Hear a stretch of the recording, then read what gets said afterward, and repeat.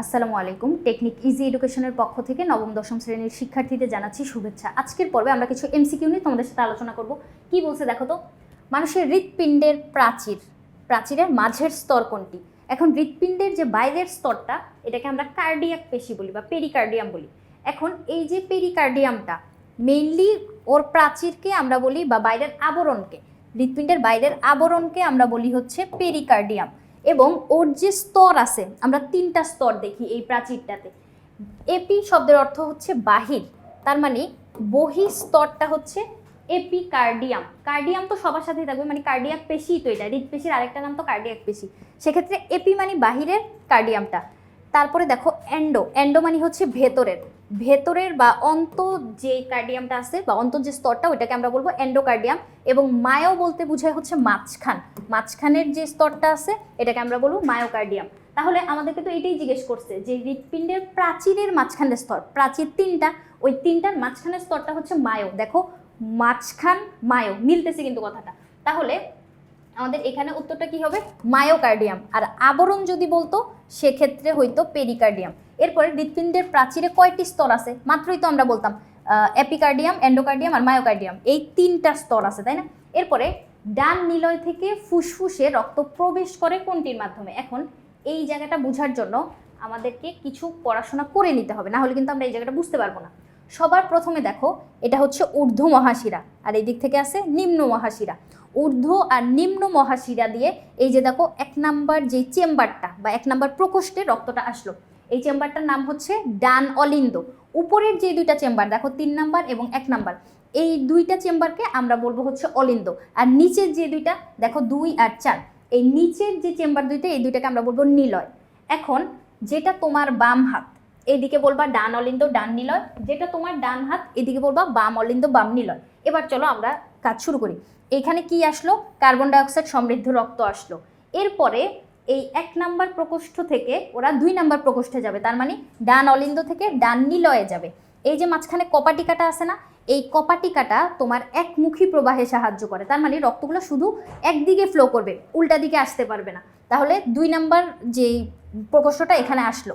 এরপরে এইখানের যে মাসলগুলো আছে, এই মাসলগুলোর সংকোচনের ফলে এইখান দিয়ে দেখো পালমোনারি ধমনী দিয়ে 2টা ফুসফুসে কার্বন ডাইঅক্সাইড সমৃদ্ধ রক্ত ছড়ায় গেল।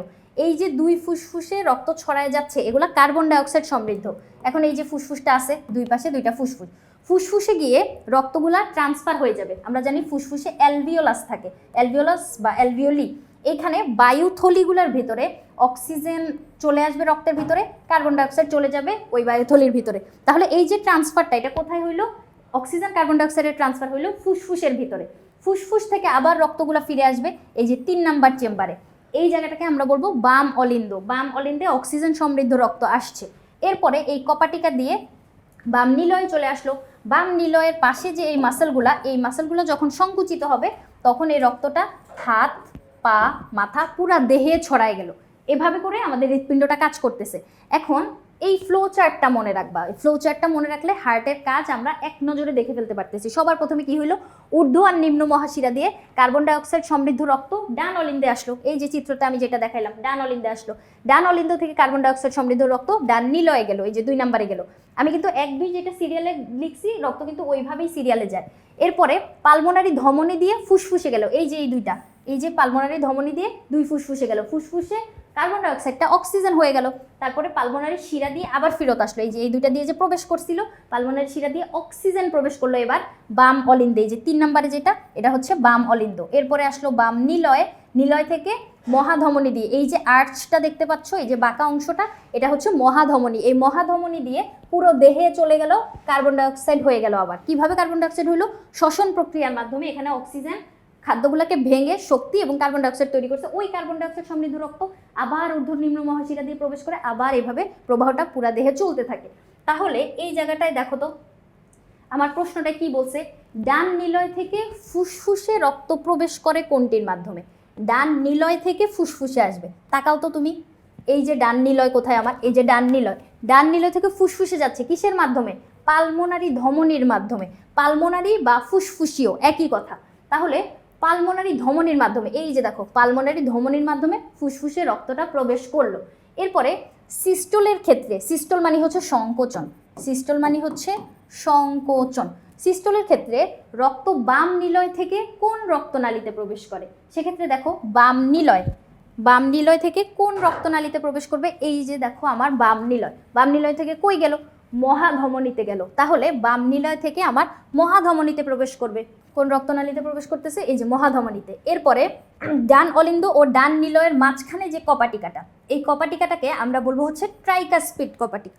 ট্রাইকাসপিডের এই যে ট্রাই কথাটা, ট্রাই মানে হচ্ছে তিন, এইখানে কপাটিকাটাতে দরজা থাকে তিনটা দরজা একমুখী থাকতেছে। তাহলে এই যে ট্রাইকাসপিড কপাটিকা আমরা কোথায় দেখতে পাবো? ডান অলিন্দ আর ডান নিলয়ের মাঝখানে দেখতে পাবো। তাহলে এই জায়গাটায় দেখো, চিত্রটাতে আমি যদি তোমাকে একটু দেখাই, এই যে আমার ডান অলিন্দ ডান নিলয় হচ্ছে এই জায়গাটা, তাই না? এই যে এই জায়গাটা, এখানে তোমার তিনটা দরজাওয়ালা একটা কপাটিকা থাকতেছে।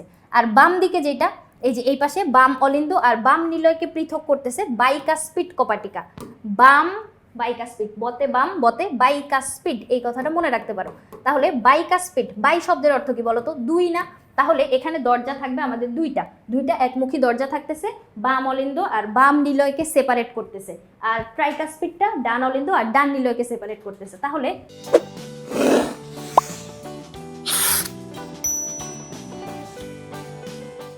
এই জায়গাটায় দেখো আমাদের কি বললো? ডান অলিন্দ ডান নিলয়কে সেপারেট করতেছে কে? ট্রাইকাসপিড কপাটিকা। আর বাইকাসপিড কোথায় থাকবে?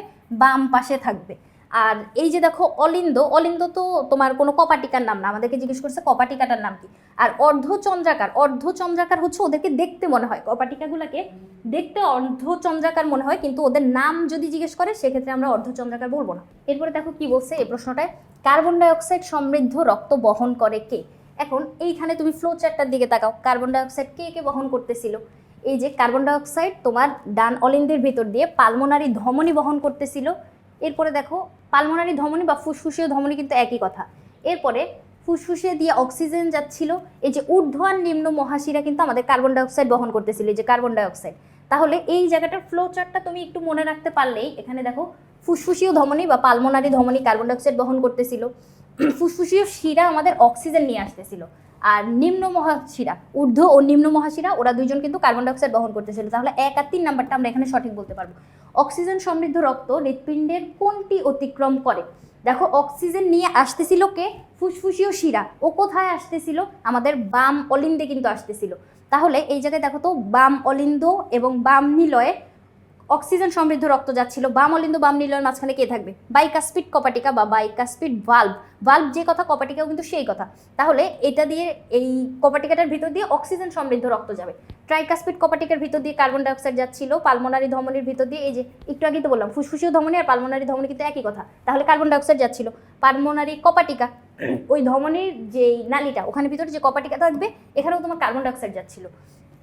কোনটির ভেতর দিয়ে অক্সিজেনযুক্ত রক্ত বাম অলিন্দে প্রবেশ করে? দেখো বাম অলিন্দ কোনটা? আমাদের এই পাশের উপরের যে অংশটা। তাহলে কোনটির ভেতর দিয়ে অক্সিজেনযুক্ত বাম অলিন্দে প্রবেশ করতেছে? ফুসফুসীয় শিরার মাধ্যমে। এই দেখো এই জায়গাটা যদি আমি দেখাই, ফুসফুসীয় শিরার মাধ্যমে, এই যে পালমোনারি শিরা বা ফুসফুসীয় শিরার মাধ্যমে বাম অলিন্দে প্রবেশ করতেছিল। তাহলে পালমোনারি শিরা বা ফুসফুসীয় শিরা কোনটির ভেতর দিয়ে অক্সিজেনযুক্ত রক্ত বাম অলিন্দে প্রবেশ করতেছে? ফুসফুসীয় শিরার মাধ্যমে। এরপরে দেখো ধমনীর প্রাচীর কয় স্তর বিশিষ্ট? ধমনীর প্রাচীর কিন্তু 3 স্তর বিশিষ্ট। একটা হচ্ছে তোমার টিউনিকা এক্সটার্না, টিউনিকা মিডিয়া এবং টিউনিকা ইন্টারনা। সবগুলোর নামের সাথে টিউনিকা থাকবে, এক্সটার্না, মিডিয়া আর ইন্টারনা। তাহলে এই 3টা স্তর। এখন দেখো টিউনিকা ইন্টারনা যেটা, এটা কি দিয়ে তৈরি? ইন্টারনা হচ্ছে তোমার ভেতরের যে স্তরটা। এখানে 3টা স্তরের ভিতরে ভেতরের যে স্তরটা, ওইটা হচ্ছে আমাদের সরল আবরণী কলা বা সরল আবরণী টিস্যু দ্বারা গঠিত। এরপরে টিউনিকা মিডিয়া, মাঝখানের যে স্তরটা, এটা কোনটির সাথে সম্পর্কিত? দেখো এই যে মাঝখানের যে লেয়ারটা, এটা হচ্ছে আমাদের একটা অনৈচ্ছিক পেশি। অনৈচ্ছিক পেশি হচ্ছে ওই ধরনের পেশিগুলা যেগুলা প্রাণী নিজের ইচ্ছায় সংকুচিত প্রসারিত বা সঞ্চালন করতে পারবে না, কিন্তু এটা প্রয়োজনের সময় কিন্তু সঞ্চালিত হবে। যেমন ধরো তোমার পৌষ্টিকতন্ত্র, এটা কিন্তু সংকুচিত প্রসারিত হয় বা সঞ্চালিত হয়, কিন্তু এটা কিন্তু তুমি নিজের ইচ্ছায় করতে পারতেছো না। কিন্তু দেখো আমার হাত পা, এটা কিন্তু আমি নিজের ইচ্ছায় সঞ্চালিত করতে পারতেছি। এরপরে দেখো উদ্দীপক হিসেবে একটা চিত্র দেওয়া আছে, তাই না? এই চিত্রটায় এখানে দেখো কপাটিকা দেওয়া আছে। এই কপাটিকাটা দেখেই আমি বুঝতে পারতেছি এটা হচ্ছে শিরার চিত্র। শিরার ক্ষেত্রে আমরা কপাটিকা দেখতে পাই, ধমনীতে কিন্তু কোনো কপাটিকা থাকে না। শিরা আর ধমনীর আরেকটা পার্থক্য যদি আমি বলি, তুমি বাইরে থেকে দেখতে পাবা। দেখো আমরা অনেক সময় তাকাইলেই দেহের বাইরে থেকে যে রক্তনালীগুলো দেখতে পাই এগুলো হচ্ছে শিরা। ধমনী কিন্তু বাইরে থেকে দেখা যায় না, ধমনী একদম মাংসপেশির ভেতরে থাকে। তাহলে এই শিরার ক্ষেত্রে কি হয় দেখো তো, কৈশিক নালী থেকে উৎপন্ন হয়, ধমনী চলতে চলতে এখানে কৈশিক নালী তৈরি করে, এরপরে ওগুলো মিলিত হয়ে আবার শিরা তৈরি করতেছে। তাহলে এটা আমরা বলতে পারতেছি এর প্রাচীর কম স্থিতিস্থাপক। হ্যাঁ, ধমনীর তুলনায় এর প্রাচীর কিন্তু কম স্থিতিস্থাপক, এটা আমরা বলতে পারি। এরপরে নালীপথ একটু চওড়া। ইয়েস, এই তিনটা বৈশিষ্ট্যই আমরা শিরার ক্ষেত্রে বলতে পারতেছি। তাহলে ঘ নাম্বারটা হচ্ছে আমাদের এখানে উত্তর। এরপরে এইখানটা দেখো উদ্দীপক হিসেবে কি দেওয়া আছে, এ বলছে সাধারণত অক্সিজেন সমৃদ্ধ রক্ত বহন করে। সাধারণত অক্সিজেন বহন করে হচ্ছে আমাদের ধমনী, এবং সাধারণত কার্বন ডাইঅক্সাইড পরিবহন করে হচ্ছে শিরা। কিন্তু যখন পালমোনারি বলে দিবে তখন কিন্তু জিনিসটা আবার উল্টা হবে। পালমোনারি ধমনী কার্বন ডাইঅক্সাইড পরিবহন করবে, পালমোনারি শিরা আবার তোমার হচ্ছে অক্সিজেন পরিবহন করবে। সেই ক্ষেত্রে কিন্তু উল্টা, এই জায়গাটা মনে রাখা লাগবে। তাহলে উদ্দীপকের এ কি আমরা দেখেই বুঝতে পারতেছি, অক্সিজেন পরিবহন করে নর্মালি, এটা হচ্ছে ধমনী। আর শিরা কি করতেছে, শিরা হচ্ছে আমাদের নর্মালি কার্বন ডাইঅক্সাইড পরিবহন করতেছে। এরপরে উদ্দীপকের বি এর ক্ষেত্রে, বি হচ্ছে আমাদের শিরা। শিরার ক্ষেত্রে আমরা কি দেখতে পাই, কৈশিক নালী থেকে উৎপত্তি হয়। হ্যাঁ, কৈশিক নালী থেকে শিরা উৎপন্ন হয়। ফুসফুসীয় শিরা কার্বন ডাইঅক্সাইড পরিবহন করে না, নর্মাল শিরা হচ্ছে তোমার কার্বন ডাইঅক্সাইড পরিবহন করে, ফুসফুসীয় শিরা অক্সিজেন পরিবহন করে। এই জায়গায় যদি অক্সিজেন থাকতো সেক্ষেত্রে আমরা বলতে পারতাম সঠিক। দেহ থেকে রক্ত হৃৎপিণ্ডে নিয়ে আসে। হ্যাঁ, দেহ থেকে কার্বন ডাইঅক্সাইড সমৃদ্ধ রক্ত ঊর্ধ্ব ও নিম্ন মহাশিরা দিয়ে কোথায় আসতেছিল, তোমার হৃৎপিণ্ডে আসতেছিল। তাহলে এই জায়গাটা আমরা বলতে পারতেছি। তাহলে বি এর কাজ 1 আর 3 এখানে আমি সঠিক বলতে পারতেছি। তাহলে ওই ফ্লো চার্টটা মনে রাখলে এই সবগুলো এমসিকিউ কিন্তু আমরা খুব সহজেই সমাধান করতে পারতেছি। আজকের পর্ব এই পর্যন্তই, পরবর্তী পর্ব দেখার আমন্ত্রণ রইল। ধন্যবাদ সবাইকে।